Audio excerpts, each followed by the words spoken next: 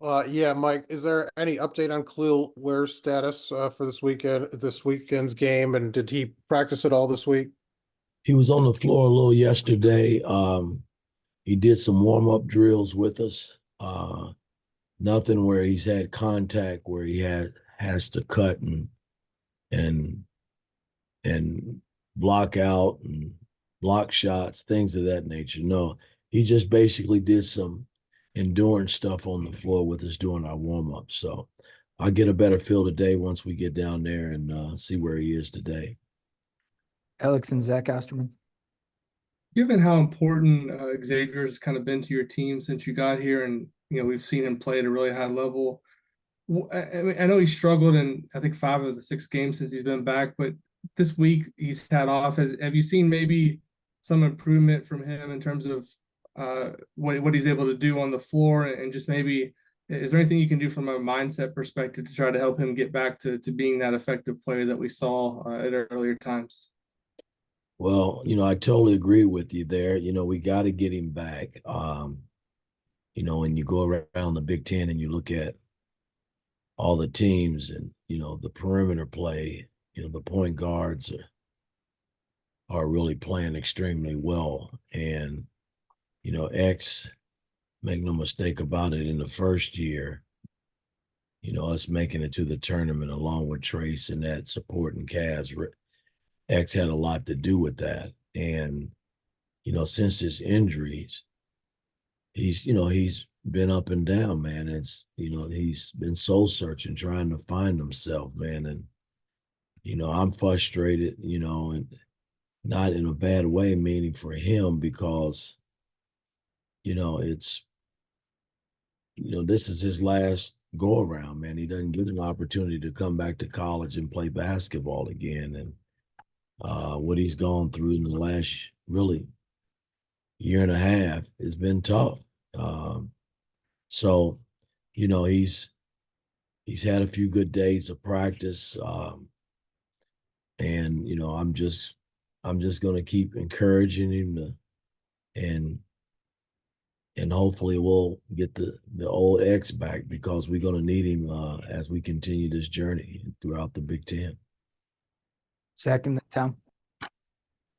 Mike, when you talk about just X, and I guess the term you use is soul searching, is that easier for an older guy? Is it more difficult when, maybe he wouldn't have necessarily obviously expected some of the obstacles he's had the last year and a half with the injuries? Is it easier because he's got more experience and more maturity, or is it maybe sometimes more difficult in some ways with a guy that, it's just kind of kept having to hit reset when maybe he thought, this is my last this, or this is my last, I don't know, senior day, whatever?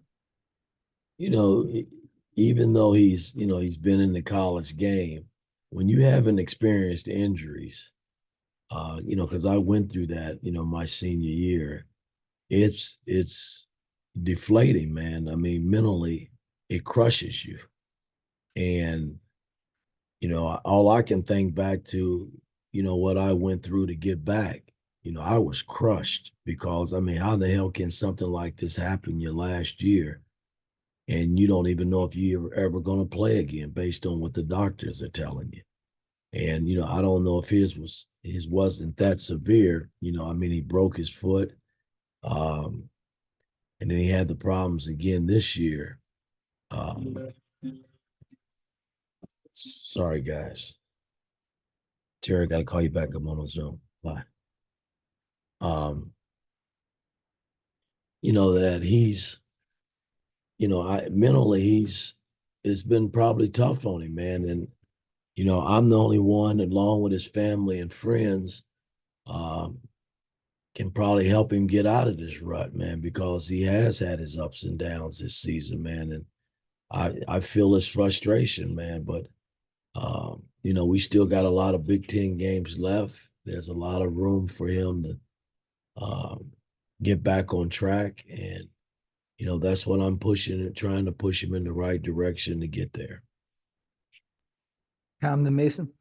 Hey, Mike, I'm curious to get your thoughts on what Malik said Friday night after the game in regards to you guys just needing to get more in sync with each other going forward. What stands out to you when he says something like that? either offensively or defensively or both, as to what just needs to be better for this group to be more in sync?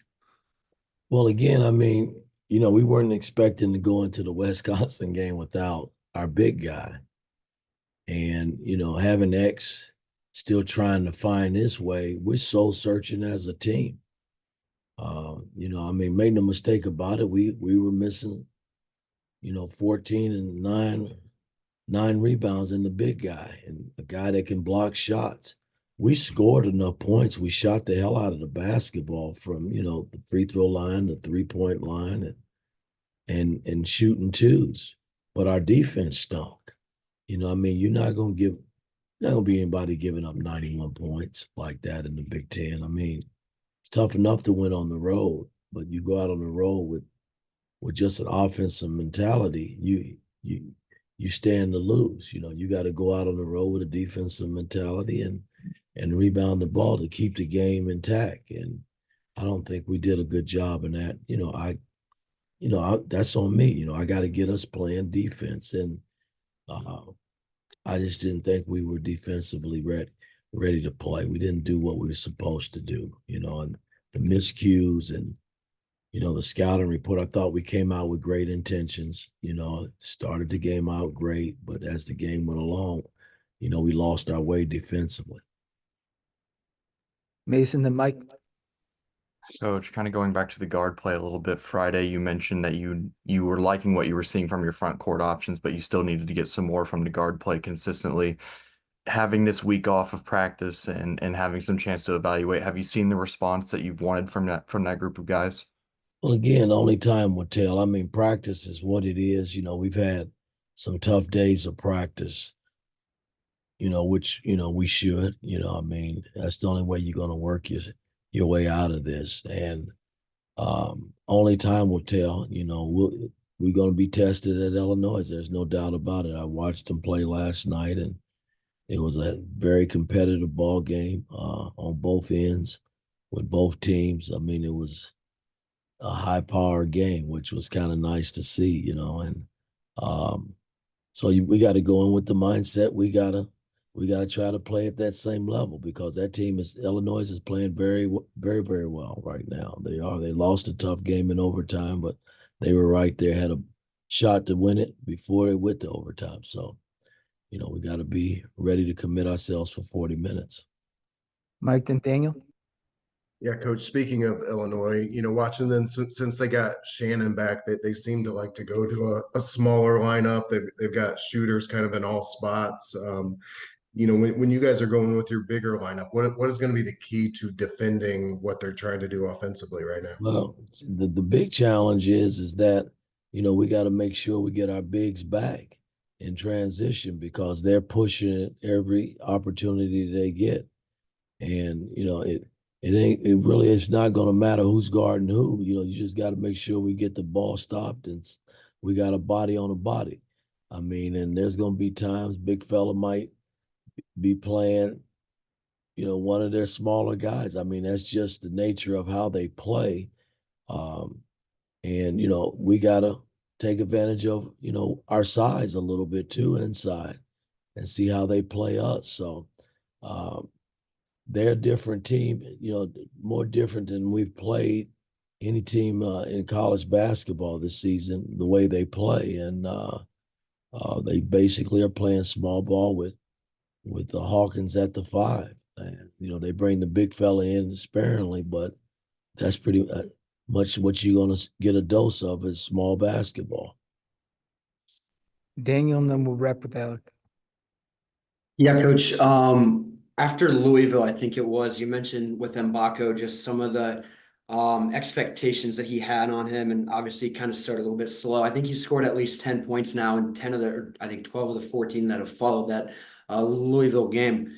What do you make of his evolution as a player, and then also off the court in the last few months?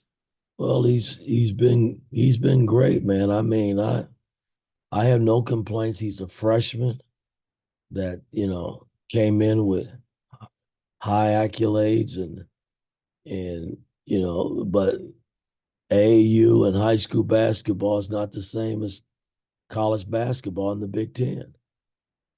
It's just not. So there's a learning curve for all these young players when they come to the next level. And, he had his struggles, but he's continued to work and we're trying to push him to play at a high level. He still has a ways to go though. I mean, from a defensive standpoint, there's times out there that he's not understanding what we're doing and he looks kind of lost and out of place. And, those are things that are correctable as he continues to grow as a young player. I mean, but I'm pretty pleased with his progress and where he is today. You just got to keep working.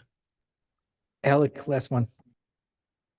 Hey, Coach. Gabe Cupps has obviously received a lot of nice praise, not only from you, but also most of his teammates throughout the course of this season.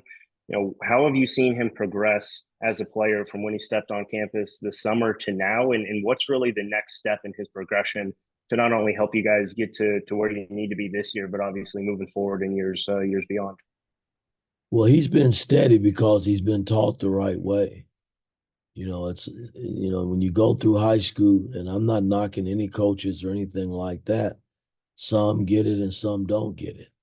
And he got it. His dad did a hell of a job with him in terms of, steering him in the right direction and how to play the right way. That's why he doesn't look out of place. And, there's a lot of room for growth. And the growth is he's going to have to be able to make shots. And he's going to have to be able to run pick and rolls where he can find the spots where the ball needs to go. Defensively, he's been fine in that regard. He picks things up, fairly quickly. But, those are the things, coming down as a sophomore, junior, and senior, those are areas where he's got to grow even more. And I think eventually he will. He'll get there. All right. Thanks, Coach.